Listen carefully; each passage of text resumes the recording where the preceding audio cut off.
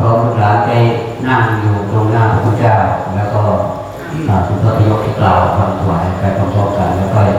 กล่าวเรียกชื่อเป็นขั้นตอนต่อไปอาตมุนเด็ด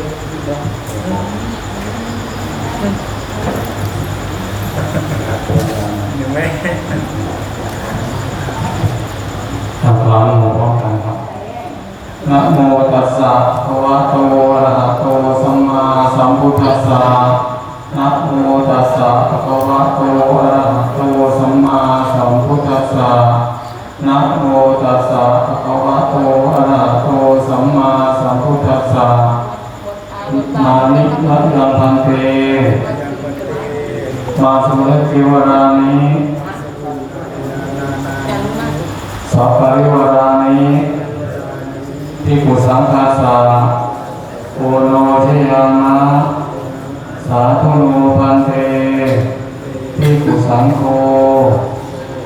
อิมานิบางสุวรจีวรานิสัพพะริวารานิปฏิคันหาตุอัมมหากันเทวะ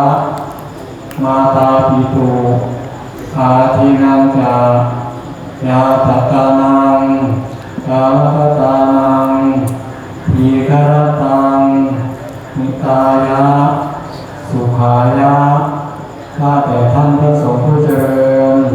ข้าพระทั้งหลายขอน้อมถวายปัจจัยบางสกุลทั้งหลายเหล่านี้ของพวกข้าพระทั้งหลายเพื่อประโยชน์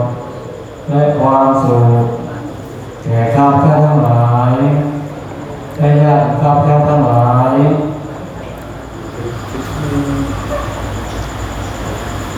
มีคุณพ่อทองล้วนพ่อทองล้วนนามสะพรหากท่านได้รับความทุกข์